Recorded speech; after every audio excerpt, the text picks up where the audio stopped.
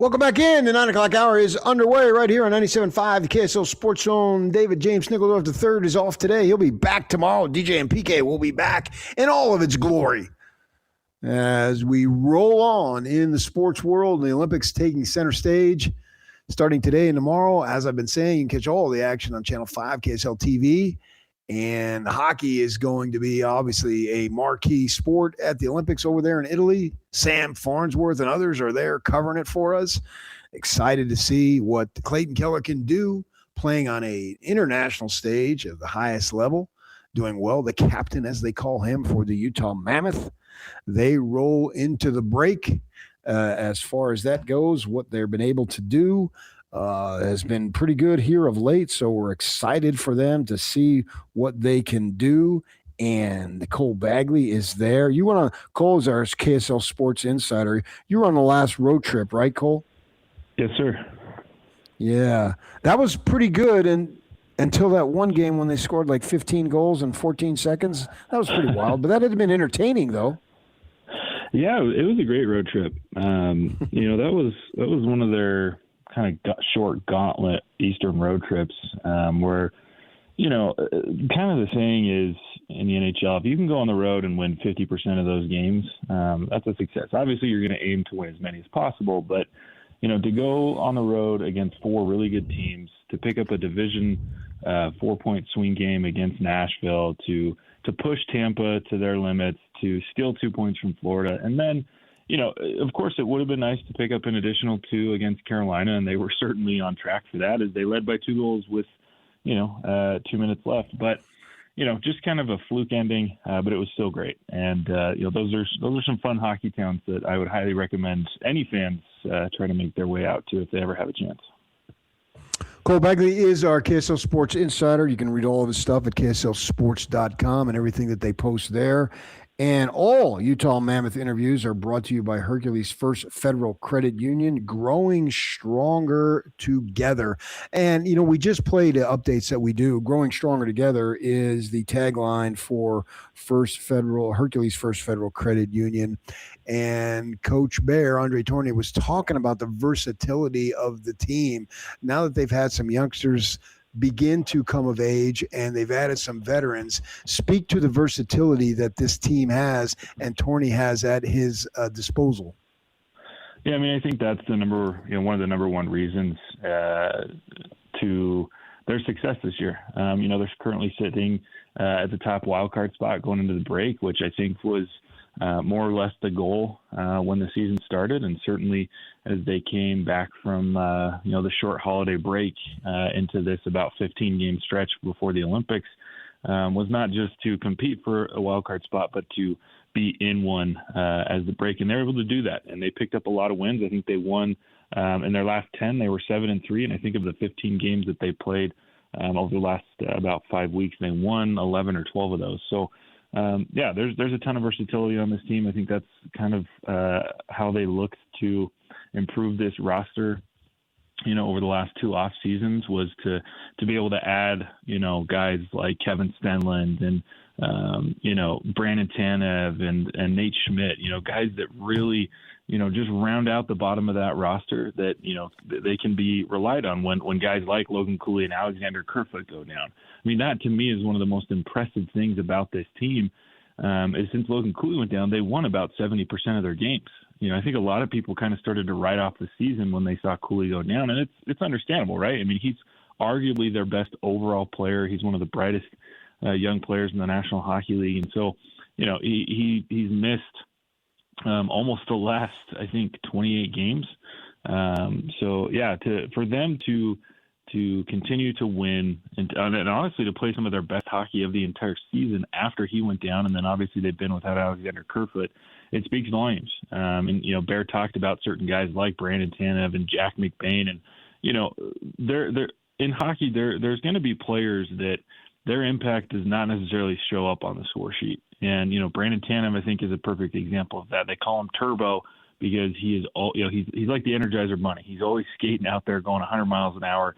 He's delivering hits. He's harsh on the forecheck. That plays an impact, on their ability to win pucks back in the offensive zone, to control the neutral zone, and and when he spoke about Jack McBain, Jack signed a fairly significant extension, and in terms of points, he's got 19. I don't know that he's necessarily played into that extension in terms of point production, but what he's done is he's impacted the game in other ways. He has been a huge part of the success of that third line. He's able to play really physical. He's answered the bell on some fights, and he crowds the net front really well, which opens up space for his line mates. So, yeah, I mean, any way you look at it, this team, it's been the entire roster has really helped them find success this year. It's not just one or two players, but it's everybody on this team. Cole Bagley, our KSL Sports insider for the Utah Mammoth, joining us.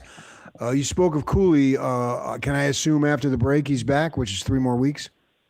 Yeah, it's certainly turning in that direction. Over the last 2 weeks, he's made a ton of progress every single day. It was like every single day you'd show up to practice and he's doing something that's a step ahead of where he was the day before. Whether that was joining the guys towards the end of morning skate, to elevating towards spending the entire morning skate with the guys, to participating in drills, and then eventually yesterday he skated some lines. He's still wearing a non-contact sweater, but I had an opportunity to watch him after practice for about 15-20 minutes, and just based on the eye test, he looks like he's very, very close. And Coach Tornell was able to ask him yesterday during practice, said, hey, where are Logan Cooley and Alexander Kerfoot at? He said, look, they're not day-to-day yet, but it's coming. It's very close. So I would anticipate that, these guys are going to get about 3 weeks off. They don't play for another 20 days. So by that point, Cooley should be in a position where, he can rejoin the lineup. Last year at this time when they had the break, the Four Nations deal, I saw where the 16 teams, if the season had ended right then, obviously it doesn't, but 14 of the 16 stayed on and got into the postseason. Now, nothing is assured until it literally is for this team. But I'm thinking they're obviously in a good spot, a much better spot than last year.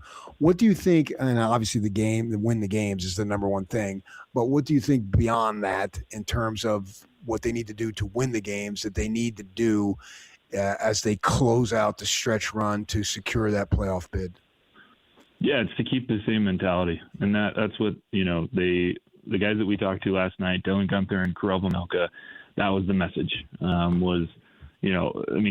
Gunther even reflected on last year. He said, look, we can have a good break. We can enjoy it, but we need to stay in shape and we need to take advantage of this time and maintain that same mindset. He said, we played well last year, but not good enough. And and then he talked about how hot St. Louis got, and a lot of teams came off flying, and that they just they played well, but it was, just too far out of reach for them to ever catch St. Louis. Utah needs to be that team this year. They need to do what St. Louis did last year, where they come back, they have the same mindset that they have right now because they're playing their best hockey. They're starting to peak, and they're peaking at the right time. This is when you want to be playing your best hockey. It's coming down the final stretch. There's with about 20, 25 games left, where you're clicking on all cylinders. Everybody's on the same page. You're playing with confidence, and that when you go into a hockey game that you have a really good chance to win it. That's what I was part of a conversation last week where that's exactly what Sean Dursey was explaining is, look, we know who we are now. We know what our identity is. And if we can play that way, we have full confidence that we can beat anybody. And that's what they need to do. And that's what we saw last night against Detroit. They were confident, and everybody was contributing. Karel Vejmelka was outstanding between the pipes. All four forward lines, were living up to their expectations. The PK was really good. The power play scored again. The defense was really stingy. So I don't think they really need to change much. But another positive, right, what we're talking about is they're going to get Cooley back. They're going to get Kerfoot back. And they're going to have an opportunity if they choose to take advantage of the trade deadline.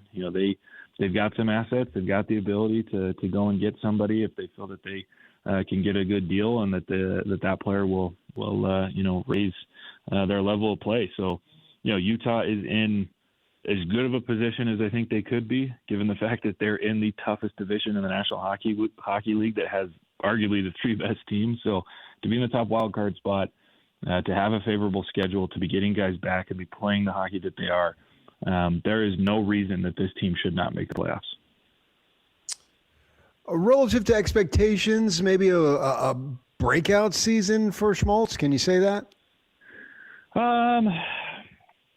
Yeah, probably. I mean, I would say that this is his best season in the NHL, and I had an opportunity to ask him about that the other night. He's a pretty humble guy, like most hockey players are. And I straight up asked him, I said, is this the best season of your career? And he said, it's up there. He's like, I've had some good ones previously, but, he said he's really enjoying this season. He's playing with some really good teammates, some good line mates. Obviously, him and Keller have just been clicking. So, yeah, I think the difference for this year for Schmaltz is he just looks completely bought in. To be honest, I was not crazy about Schmaltz last season. He was a guy that, in my mind, could be a trade asset for them. But, now based on the way that he's played this year, he's been impactful in all three zones. He's one of the best forwards in terms of separating opponents from the puck. He's got a really active stick. He contributes on, special teams, and, he's a guy, that they want on the ice, when they need a goal or when, they're coming down the stretch to try to close out a win. So, yeah, I think this is his best season in the NHL, and I think he's a guy that Utah needs to make sure that they bring back. Cole Bagley, our Utah Mammoth insider for KSL Sports. We turn our attention to the Olympics now going forward over the next couple of weeks. What do you expect out of Clayton Keller for the United States, our U.S. representative for the Mammoth? Yeah, it's a good question. It's really tough to say because that roster is so deep, is so talented, especially amongst their forwards. I mean, this is arguably, it may not even be much of an argument, this is probably the best team the United States has ever sent to the Olympics.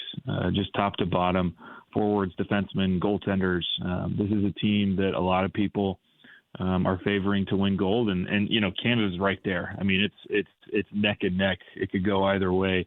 I do think one of those teams will win gold.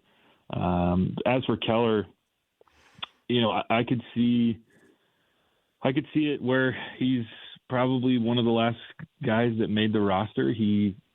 And that's kind of where I'm leaning towards is I don't know where he fits in, not because he's not a good player, but because, like I said, they're so deep. And Keller's not a third or a fourth line guy. He's a guy that should be playing in the top six, just given his frame, given his size, given his skill set. But the top six is really, really good. And so I don't know where he necessarily fits in. I could see him playing maybe a game or two during the preliminary rounds. Certainly if there's any injuries, he's probably a guy that would be called upon to step up. But at the same time, he's a player that you probably would want running your second power play unit. He has the ability to do that. He's one of the best facilitators in the NHL, the way that he can, kind of break things down, the way that he sees the ice. So, my expectation is that he's not going to play a ton, just given how talented they are. But you never know. He's playing really good hockey right now. He's played his best hockey of the season ever since he was named to Team USA. So, general manager for the United States, Bill Guerin, he's going to have some tough decisions to make. I mean, it was already tough decisions to decide who was going to be on the roster, but over the next about 10 days as they start, as those guys get over there and they start practicing, he's going to have some tough decisions to make in terms of, who's playing for the United States on a nightly basis. That's Cole Bagley, our KSL Sports Insider for the Utah Mammoth. Thanks for your time, Cole, and enjoy the break. How about that? Yeah, thanks, PK. Okay. Cole Bagley joining us. You can hear him weekly as we get into the stretch run for the Mammoth.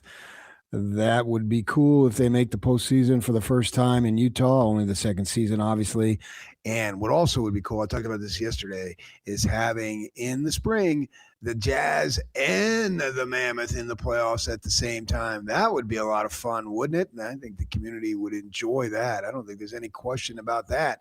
And with that in mind, the Jazz with their trade, we'll see what happens. We'll see what happens today, too, as the trade deadline is upon us. And we'll get to that, get you caught up on what we've been talking about, what you may have missed. Stay with us right here on 97.5, the KSL Sports Zone.